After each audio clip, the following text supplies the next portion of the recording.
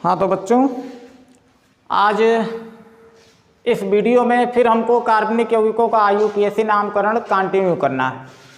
पिछले वीडियो में आप लोगों ने 3 क्रियात्मक समूह पढ़े, एल्केन, एल्कीन और एल्काइन।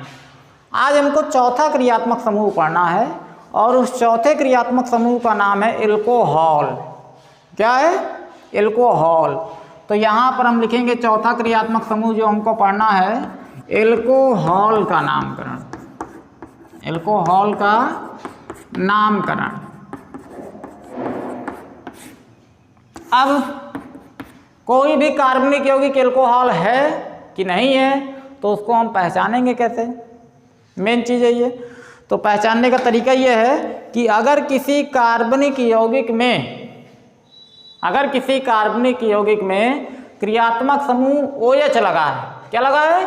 OH, तो इसका मतलब वो कार्बनिक यौगिक एल्कोहल है। तो इसका जो क्रियात्मक समूह होता है, क्रियात्मक समूह OH होता है। क्या होता है? OH। जैसे एल्केन का क्या था? एकल बंध। एल्कीन का क्या था? द्विबंध। एल्काइन का क्या था? त्रिबंध। तो उसी प्रकार से एल्कोहल का जो क्रियात्मक समूह है वो क्या होगा? OH। अगर किसी कार्बनिक यौगिक में OH समूह लगा हुआ है तो इसका मतलब वो एल्कोहल है। ठीक है?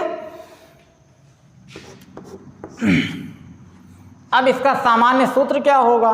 तो इसका सामान्य सूत्र की बात देखें तो एल्कोहल का जो सामान्य सूत्र होगा, इनका सामान्य सूत्र जो होगा वो होगा CnH2n+1 इंटू OH होता है। ये इनका सामान्य सूत्र है, CnH2n+1 इंटू OH होता है। ये एल्कोहल का सामान्य सूत्र है। जो n है वो कार्बन परमाणु की संख्या है और n की वैल्यू कितने से चालू करते हैं? 1 से। यहाँ लिख देते हैं, जहाँ n बराबर कार्बन परमाणु की संख्या है और n की वैल्यू n बराबर 1, 2, 3, 4 एंड सो आगे भी हम बढ़ा सकते हैं। तो जैसे एग्जाम्पल के तौर पर अगर यहाँ पर हम कार्बन की संख्या 1 रख के देखें पहले से, तो ये C1 हो जाएगा, ये 1 होगा, 2 1 2 और इसमें 1 जुड़ जाएगा, तो 2 में 1 जुड़ गया 3, तो CH3, ये C हो गया, H3 हो गया, OH हो गया। तो इसका सूत्र बना CH3OH। तो इसका सामान्य नाम क्या हुआ? अब ये CH3 क्या है? मेथिल, और ये OH लगा है तो एल्कोहल। तो इसका सामान्य नाम क्या हुआ? Methyl alcohol. मेथिल एल्कोहल, ये इसका सामान्य नाम है, मेथिल एल्कोहल। IUPAC नाम नहीं है, ये इसका सामान्य नाम है। CH3 कौन सा एल्किल है? मेथिल, और इसमें OH लगा है तो एल्कोहल। तो इसका सामान्य नाम हुआ मेथिल एल्कोहल।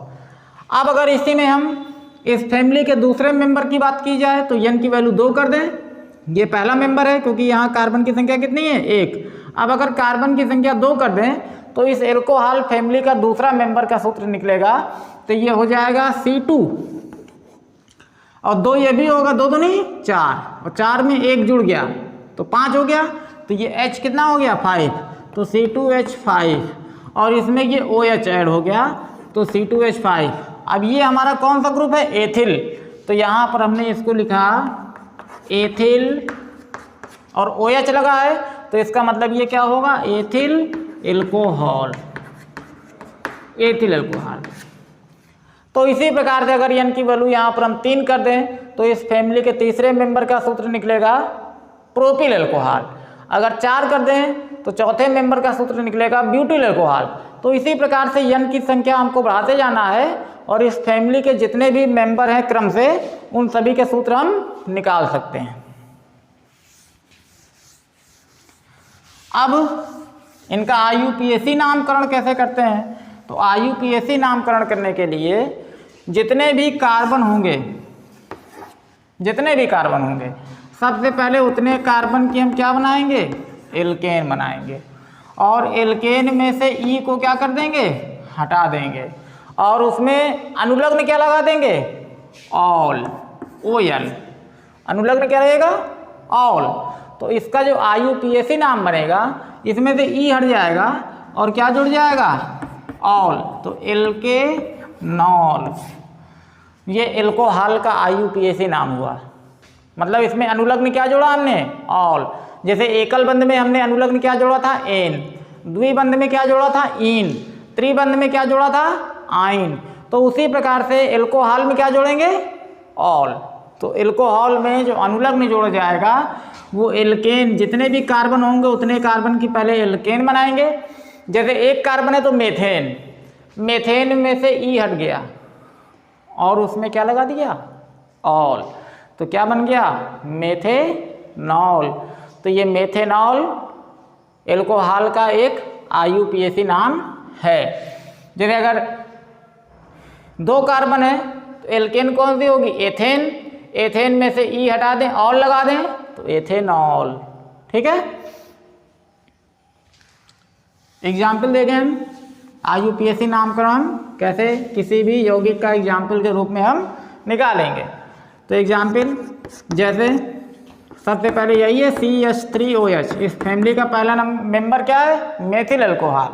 तो इसका जो सामान्य नाम है, ये IUPAC नाम नहीं है, सामान्य नाम, ये मेथिल है तो मेथिल एल्कोहल। और जब इनका IUPAC नाम करेंगे तो कार्बन की चेन लेना है।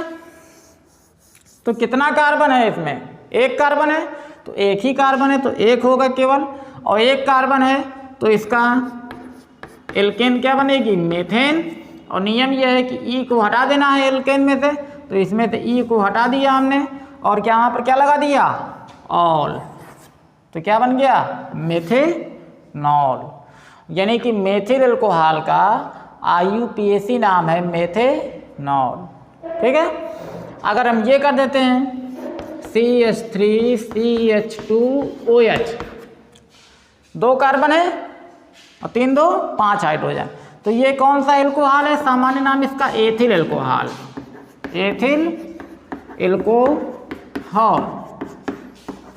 अब जब इसका IUPAC नाम निकालेंगे हम, तो सबसे लंबी कार्बन की चेन लेना है। तो सबसे लंबी कार्बन चेन 1 2, 2 ही की कार्बन है, 2 ही कार्बन है, 1 2 1 2, लेकिन गिनती वहाँ से करना है जहाँ से क्रियात्मक समूह OH, यहाँ क्रियात्मक समूह क्या है, OH, ये नज़दीक हो।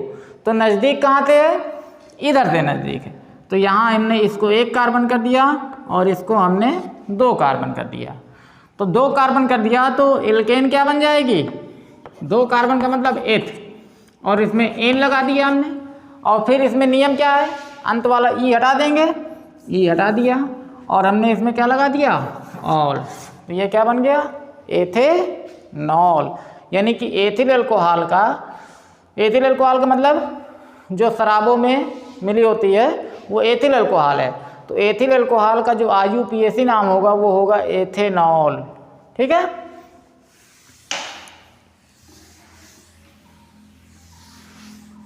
जैसे और एग्जाम्पल देखें, जैसे ये लिख दिया हमने,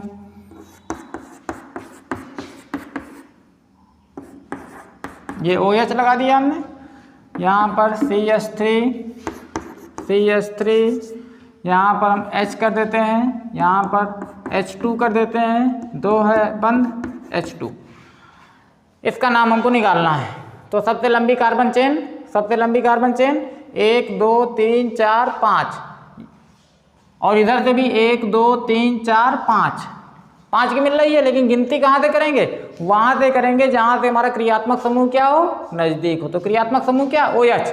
तो अगर यहाँ से करते हैं 1 2 3 4, ये 4 पर आएगा, और अगर इधर से करते हैं 1 2, तो ये कितने पर आएगा, 2 पर। तो यहाँ से गिनती होगी 1 2 3 4 और ये 5, तो 5 कार्बन है, तो एल्केन क्या बनेगी, पेंटेन। और पेंटेन में से ई हटा देंगे और क्या लगा देंगे, ऑल, और ये एल्कोहल कितने पर लगा है, 2 पर, तो इसका IUPAC नाम बन गया पेंटेनॉल 2। 2 क्यों हो गया, क्योंकि OH कितने पर लगा है, 2 पर, तो इसका IUPAC नाम बन गया पेंटेनॉल 2।